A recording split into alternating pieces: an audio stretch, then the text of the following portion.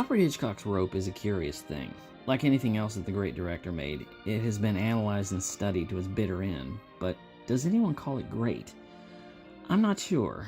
I've seen it many times, and what I come away with is an intellectual exercise wherein I'm sitting on the sidelines rather than being in the room. Like it's part of a lecture in which the movie is presented in order to set me up for a discussion afterwards.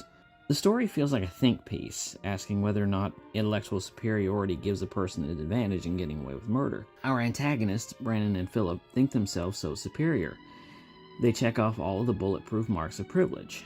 They're young, they're beautiful, they're rich, they're white, they're well educated, and so they put this exercise into motion by murdering one of their prep school classmates. The movie opens with the scream of the victim, although I'm not exactly sure how he could scream if he's being strangled, but never mind. The arrogant follow-up to this is to hide the body in a trunk and then have a dinner party, with the guests never suspecting that there's a dead body in the room. This was part of the charm of Patrick Hamilton's 1929 stage play, and in that setting was probably a bit of devilish fun. For the film, Hitchcock intended to use the body in the trunk as a vessel to make the film look like it was shot in one continuous take. That, I think, gives Rope a party game atmosphere that, I think, pulls the rug out from under it. It can be debated endlessly, but I'm never sure exactly what Hitchcock is trying to say here. Is the film an indictment of the wealthy? The educated?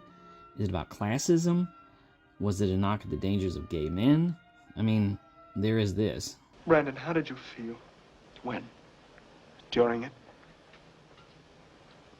I don't know, really. I don't remember feeling very much of anything. Until his body went limp. And I knew it was over. And then?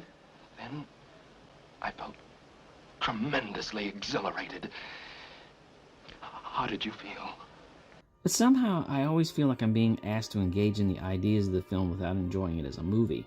The idea that two men could so casually murder someone and then hide the body in plain sight is not really all that shocking anymore. Heck, it probably wasn't all that shocking in 1948, as the screenplay was adapted by Hume Cronyn based on a high-profile Leopold and Loeb case from the 1920s.